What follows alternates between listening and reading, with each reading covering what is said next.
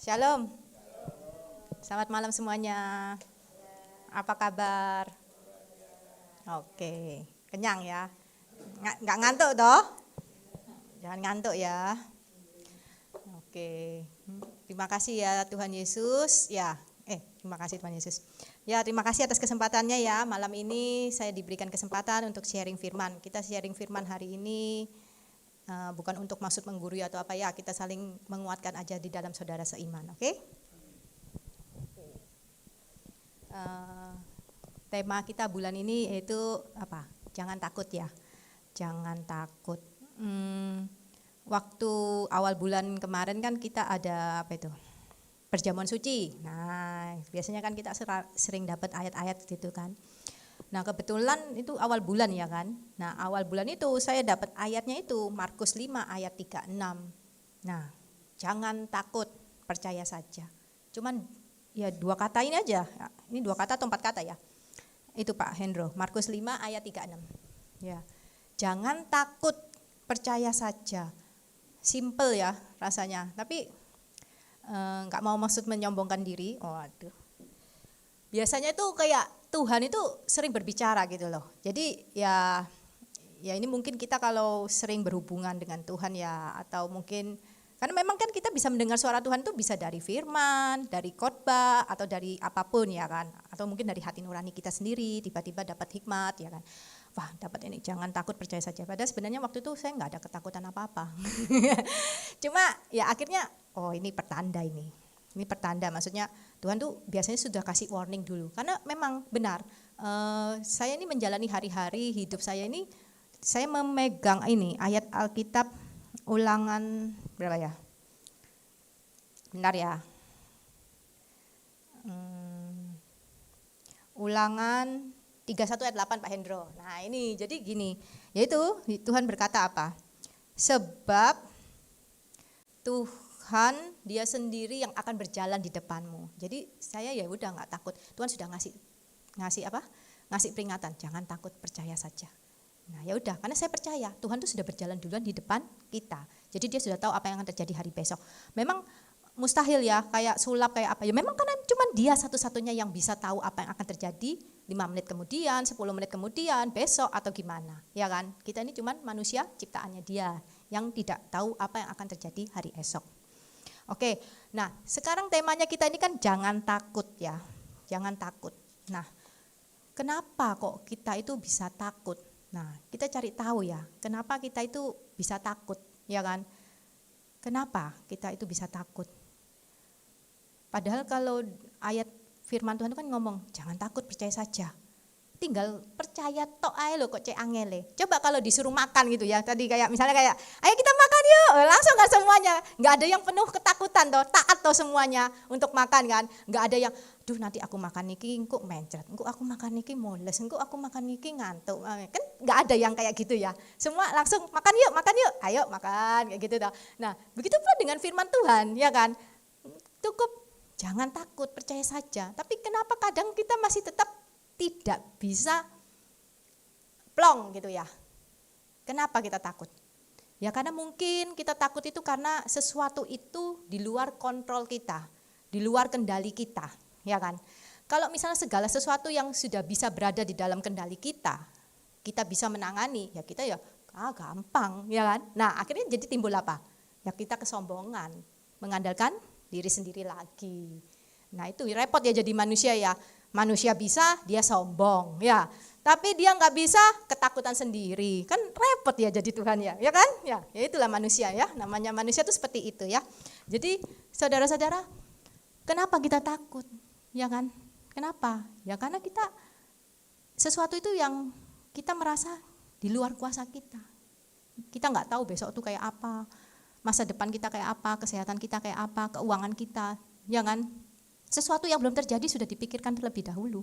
Jadi ya akhirnya ya ketakutan itu terus muncul. Nah akhirnya jadi timbullah kita ragu dengan janji Tuhan. Nah kalau kita meragukan janji Tuhan, kita jadinya tidak taat, kita tidak setia, itu pasti malah apa dampaknya ke kita?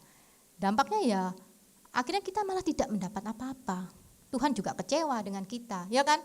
Misal saya sudah janji gitu ya, hari ini ya ketemuan ya. Tapi temen dah kamu datang, temen dah. Kamu biasanya bujuk toh ay. Kan kayak apa kita digitukan? Gak enak ya kan? Nah, gitu pula dengan Tuhan kita ya. Tuhan juga pasti sedih kalau kita tidak mempercayai Dia 100%. Oke, kita bahas bangsa Israel ya. Kan dulu saya pernah sharing gitu ya sama Pastor Gary ya. Kita ini kan hidup di dunia yang kayaknya Alkitab ini kan kayaknya dongeng ya, gitu ya. Ceritanya kayaknya dongeng ya kan, gitu loh. Nah, kayaknya kalau kayak kita ini untuk percaya sama Tuhan tuh kayak mungkin ya agak sedikit ragu, gak yakin kayak Tuhan tuh ada, kan kayak gitu ya. Kayak di Alkitab ini kan Tuhan berbicara dengan Musa di Gunung Sinai, di gunung apa itu? Nah kayak gitu kan, sampai berapa hari apa, pokoknya kayak nyata gitu kan Tuhannya itu kan. Nah sedangkan kita kan gak pernah tuh langsung yang berhadapan dengan Tuhan, bisa ngomong-ngomong dengan Tuhan dalam api atau dalam apa kan gitu kan. Nah jadi sharing-sharing gitu, masa ya bangsa Israel tuh kok nggak bisa percaya dengan Tuhan, ya kan? Padahal mereka tuh sudah melihat pertolongan Tuhan yang banyak gitu loh ya. Kayak misalnya dia dibebaskan dari bangsa Mesir, banyak tulah-tulah kan yang dikasih itu, tulah 1 sampai tulah 10, itu semua perbuatan Tuhan untuk membebaskan bangsa Israel dari Mesir, ya kan? Akhirnya hingga sampai akhirnya Laut Merah itu terbelah 2 dan kita bisa melewati jalan di laut itu. Itu kan sudah suatu perkara yang luar biasa ya kan? Ya kan? Selama 40 tahun di padang gurun juga Tuhan masih memberikan tiang awan, tiang api, ya kan? Memberikan mananya. Terus berjalan terus itu kasut itu pun tidak ada yang rusak. Kita punya sepatu atau sandal paling enggak setahun 2 tahun, ada yang sampai 10 tahun pakai, ya kan enggak ada toh. Nah, ini sampai 40 tahun pun tidak ada yang rusak. Nah, itu kan sebenarnya kayak apa ya? Kan pernyataan Tuhan itu nyata ya. Pernyataan Tuhan itu nyata. Tapi bangsa Israel selalu bersungut-sungut malah tambah marah-marah. Kenapa engkau mengeluarkan kami dari bangsa Mesir tapi kalau kami hidupnya harus seperti ini saja, ya kan? Nah, akhirnya diutuslah 12 pengintai itu untuk menuju ke tanah Kanaan. Dan ternyata apa yang terjadi? Dari 12 itu yang 10 mengatakan apa? Wah, di sana enak ya, penuh dengan madu dan susu, tapi yaitu berita-berita buruk yang dikasih, raksasa lah, kita kayaknya tidak akan mungkin bisa menang lah, ngelawan mereka lah, dan segala macam, ya kan. Sedangkan yang 2, yang percaya dengan janjinya Tuhan, karena kan Tuhan sudah memberikan janjinya kan, dari sejak Bapak kita, Bapak Abraham, bahwa Tuhan akan memberikan kita tanah Kanaan. Nah sebenarnya kan cukup percaya gitu loh janjinya Tuhan, walaupun memang jalannya nggak mulus ya, selalu ada apa. Tapi karena Yosua percaya bahwa Tuhan itu Tuhan yang menolong, ya kan? Dia tetap mengatakan, ya memang kalau di sana penuh dengan madu dan susu, ya kan? Banyak raksasa dan apa, kita nggak akan. Tapi saya percaya kalau memang Tuhan yang sudah memberikan kita tanah perjanjian itu, ya kan? Tanah yang Kanaan itu, kita pasti mendapatkannya. Dan benar kan? Dari 2 orang yang pengintai ini, akhirnya benar-benar orang yang percaya dan taat sama Tuhan yang bisa masuk ke tanah perjanjian itu. Yang tidak percaya, ya tidak masuk. Nah itu saudara-saudara. Jadi kita sebagai orang percaya, ya kita harus percaya dan taat sama Tuhan. Supaya kita bisa mendapatkan janjinya Tuhan itu. Ya, jadi jangan begitu mendengar berita buruk, apa ya memang lah kita manusia wajar ya, pasti bisa penuh dengan ketakutan apa. Tapi jangan menguasai kita ketakutan itu. Makanya jangan banyak dengerin berita-berita, lebih banyak dengerin firman Tuhan, baca Alkitab ya. Makanya kenapa kita itu orang Kristen, orang percaya itu harus ibadah, ada waktu saat teduh kayak gitu ya. Biar hati kita itu dipenuhi dengan firman Tuhan. Kita ucapkan terus, kita perkatakan terus janji-janji Tuhan. Janji Tuhan itu tidak akan pernah meleset ya. Tuhan kita itu Tuhan yang berjanji yang pasti menepati. Walaupun memang ya terkadang itu perjalanan kita enggak mulus ya. Perjalanan kita enggak mulus. Tapi ingat, di dalam perjalanan kita yang tidak mulus itu ada penyertaan Tuhan, ada pemeliharaan Tuhan. Kita bisa ada sampai saat ini, hari ini ya. Ya itu juga sudah suatu bukti penyertaan kita, penyertaan Tuhan ke kita. Terkadang kita memang yang tidak menyadari ya, hidup kayak biasa-biasa aja. Tapi kalau kayak kemarin tuh ya, ketika kalau sudah merasakan sakit gitu baru merasakan, waduh, padahal cuma sakit flu aja sudah kayak mau mati, ya kan? Gitu loh. Jadi Iya ya, kalau selama ini nggak ada masalah, nggak ada apa-apa, kita jadi merasa tidak ada apa-apa. Tapi begitu sudah dikasih sakit gitu, iya ya, ternyata kemarin-kemarin kita sehat itu sudah bersyukur loh seharusnya. Nah, sepele, ya kan? Ya toh.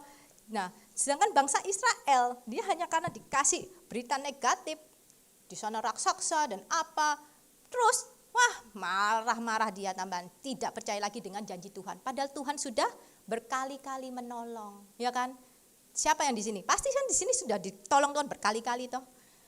Ya waktu ini bulan, selama ini tuh aku selalu berkata gini, setiap bulan tuh pasti Tuhan menolong. Selalu lewat wes. Apa yang lewat? Tagihan nih. Tagihannya selalu lewat Tuhan. Jadi aku tuh wes meremai, wes tidur. Tapi ternyata ada satu ketika tagihannya nggak lolos. Tapi ya itu akhirnya kan nggak lancar toh. Nah, akhirnya dari situ aku mikir, walaupun gak lolos, tapi Tuhan ada kasih solusi. Nah, ya itu juga suatu pertolongan Tuhan. Jadi tidak selalu apa yang menjadi masalah itu harus selesai seperti yang kita harapkan. Tapi bagaimana akhirnya masalah itu diselesaikan dengan caranya Tuhan yang menyelesaikan. Jadi seperti bangsa Israel yang waktu dipagut ular. Ya, tahu kan yang ceritanya banyak ular itu, ya kan? Terus akhirnya Tuhan mengatakan, jika kamu melihat tiang tembaga ular itu, ya kan? Kamu akan tetap digigit tapi kamu tidak akan mati. Tapi kamu yang tidak melihat tiang tembaga itu, kamu akan mati. Nah, sebenarnya kan Tuhan itu kan ajaib ya. Dia bisa membuang ular itu atau menghilangkan ular itu. Tapi kenapa ular itu tetap ada dan tetap menggigit bangsa Israel itu, tapi dia tidak mati? Ya itu sama juga dengan kita, ya. Masalah di hidup kita Tuhan tidak hilangkan, tapi Tuhan menyertai kita. Tuhan membantu kita untuk menyelesaikannya. Supaya apa tujuannya? Ya supaya kita bisa taat, kita percaya sama janjinya Tuhan, ya. Jangan pernah kita meragukan janji Tuhan. Jadi belajarlah kita untuk bisa melihat dari kacamata Tuhan dalam menghadapi suatu masalah. Jangan pakai kacamata kita, kayak gitu ya. Kayak kadang tuh ya, Dev itu minusnya kan tinggi, dia suka pamerin kacamatanya gitu, maksudnya apa? Jangan, pusing. Karena aku kalau ngeliat dia tuh kacamatanya pusing. Jadi belajar kita ya, jangan pakai kacamata kita. Kita belajar pakai kacamata Tuhan. Jadi jangan melihat masalah itu sebagai masalah. Justru kalau kita orang yang beriman, kita bisa melihat masalah itu sebagai peluang. Loh, kok bisa jadi peluang? Ya kayak Daud gitu ya. Daud melihat Goliat. Itu kan semua ditakutkan, ya kan? Sampai Raja Saul bingung bagaimana cara menyelesaikan untuk melawan Goliat yang besar itu. Sedangkan Daud yang kecil yang tidak tahu apa-apa, dia hanya percaya pada kekuatan Tuhannya. Dia melihat itu suatu peluang untuk membuktikan bahwa Tuhanku besar. Jadi dia akhirnya apa? Hanya menggunakan ketapel dan berkata, hanya dengan nama Tuhan Yesus aku maju berperang. Dan akhirnya dia bisa melihat kemuliaan Tuhan menang. Ya kan? Jadi jangan melihat masalah itu sebagai masalah. Tapi kita lihat masalah sebagai peluang kita untuk melihat mujizat Tuhan dinyatakan.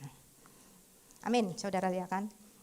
Jadi seperti itu, ya kan? Seperti Daud melihat melawan Goliat itu bukan sebagai ketakutan gitu ya. Tapi kita maju berperang, kita mengandalkan Tuhan. Nah itu kembali lagi, makanya kita tidak boleh mengandalkan kekuatan diri sendiri. Selama kita masih bisa, oh ini gampang, aku bisa apa itu, akhirnya kita lupa sama Tuhannya. Kita menyombongkan diri. Karena di Alkitab kan dikatakan, terkutuklah orang yang mengandalkan diri sendiri. Jadi jangan takut, kita percaya saja. Setiap hari kita merenungkan firman Tuhan pagi, siang, dan malam. Semakin ketakutan datang, semakin banyak berdoa. Pasti ada bedanya. Semakin banyak berdoa dengan tidak banyak berdoa pasti ada bedanya. Ya, jadi kita harus benar-benar mengandalkan Tuhan gitu loh. Jangan mengandalkan kekuatan diri kita sendiri. Percayalah kalau Tuhan itu pasti menolong kita, walaupun memang gak tahu kapan Tuhan, kapan, ya kan? Ya itu manusia sukanya terburu-buru.